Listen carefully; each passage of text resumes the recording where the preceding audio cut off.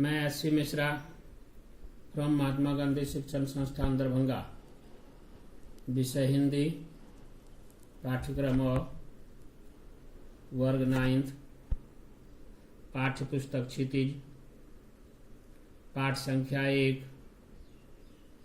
पाठ का नाम 2 बैलों की कथा, भाग 1, लेखक प्रेमचंद। जीवन परिचय। यूं तो उपवन में अनेक प्रकार के फूल खिलकर उपवन की सुंदरता बढ़ाते हैं, किंतु जिस प्रकार गुलाब का स्थान उपवन में अद्वितीय है, उसी प्रकार हिंदी साहित्य की वाटिका में प्रेमचंद नामक गुलाब अपनी सुगंध से पूरी वाटिका को महका रहे हैं।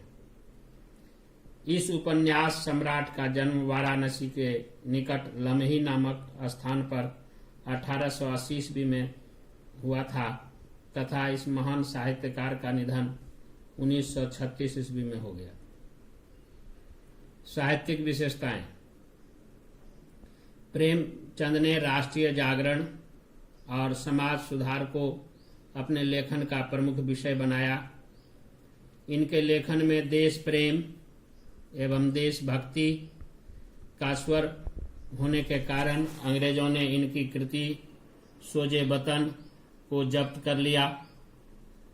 उन्होंने दीनहीन किसानों, ग्रामीणों तथा शोषितों की दुर्दशा का चित्रण अपने लेखन में किया। उन्होंने किसानों की समस्याओं, ऋणग्रस्तता और शिक्षा के अलावा समाज में व्याप्त बुराइयों, दहेज, नशाखोरी, शोषण, बेमेल तथा बहुविवाह, ऊंच नीच, छुआछूत आदि पर भी प्रभावशाली साहित्य का सृजन किया। भाषा शैली। प्रेमचंद का साहित्य जनसाधारण का साहित्य है। उनके साहित्य की भाषा सरल, मुहावरेदार तथा व्यावहारिक शब्दों से युक्त है। उन्होंने लोक भाषा में साहित्य का सृजन किया। उनके पात्रों की भाषा वातावरण में तथा मनोदशा के अनुकूल है। वे बड़ी से बड़ी बात को भी सरल शब्दों और संक्षेप में कहने में सिद्धहस्त हैं।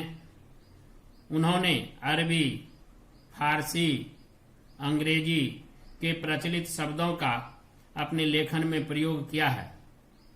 इससे भाषा सजीव, प्रवाहमयी तथा व्यावहारिक बन गई है। झूरी काछी के 2 बैल थे, हीरा और मोती। पछाई जाति, पछाई का अर्थ पश्चिमी होता है। पछाई जाति का अर्थ हुआ ऊंचे डिल डौल के बैल। ये दोनों बैल ऊंचे डिल डौल वाले, देखने में सुंदर तथा काम में चौकस थे। दोनों में इतनी घनिष्ठता थी कि एक दूसरे के मन की बातों का अनुमान लगा लेते थे।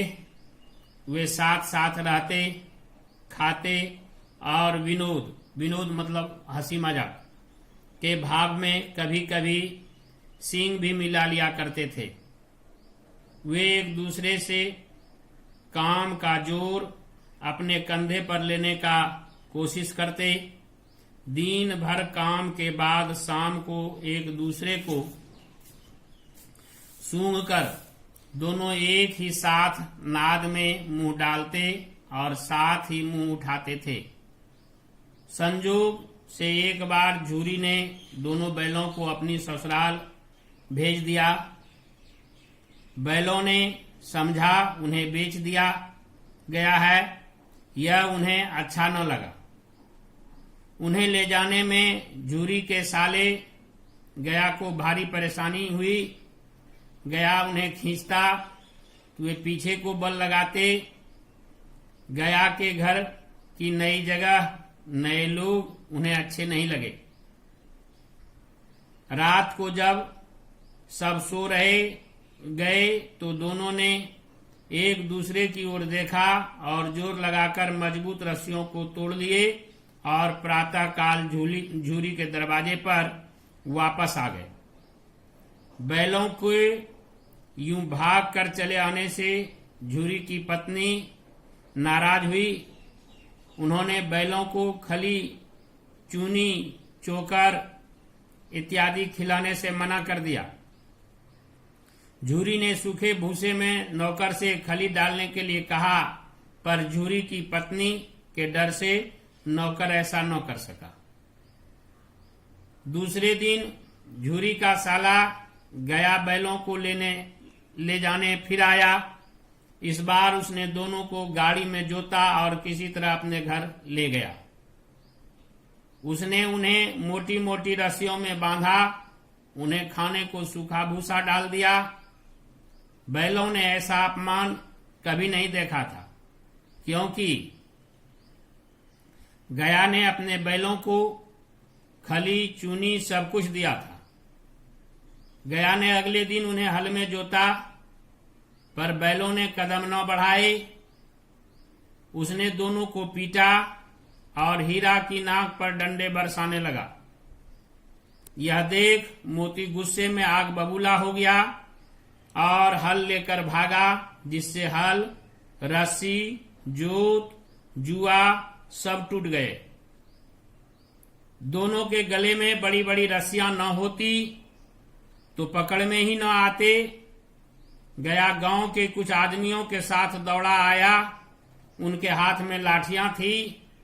मोती ने उनका मुकाबला करना चाहा, पर हीरा ने उसे शांत कराया। दोनों आदमियों ने हीरा मोती को पकड़ा और घर ले आए। रात के समय फिर उन्हें सूखा भूसा डालकर घर के लोग भोजन करने लगे। उसी समय एक छोटी लड़की 2 रोटियां लेकर आई और दोनों के मुंह में एक एक रोटी देकर चली गई। यह प्रतिदिन का नियम बन गया। दोनों दिन भर जोते जाते, डंडे खाते। शाम को थान पर, थान मीन्स बथान, बांध दिए जाते और रात को वही लड़की 2 रोटियां खिला जाती। वे जान चुके थे कि यह भैरू की लड़की है, जिसकी मां मर चुकी है और विमाता मीन्स सौतेली मां उसे सताती है। यह जानकर मोती ने हीरा से उस सौतेली मां को सिंह से फेंक देने की बात कही, पर लड़की का स्नेह उसे रोक देता था। एक दिन लड़की ने दोनों को रस्सी तुड़ाकर भागने के लिए कहती हुई इनकी रस्सियां खोल दी। वे उसके स्नेह के कारण भाग नहीं रहे थे। तभी लड़की ने शोर मचाया कि दोनों बैल भागे जा रहे हैं। हीरा मोती आगे आगे तथा गया पीछे पीछे। वह गांव वालों को लेने वापस आया। तब तक दोनों को भागने का मौका मिल गया। वे आगे आगे भागते रहे, पर वे रास्ता भटक गए। रास्ते में उन्हें नए गांव तथा खेत मिलने लगे। भूख से व्याकुल दोनों ने एक खेत में जी भरकर मटर खाए। फिर दोनों ने डकार लेकर सींग मिलाए। धन्यवाद।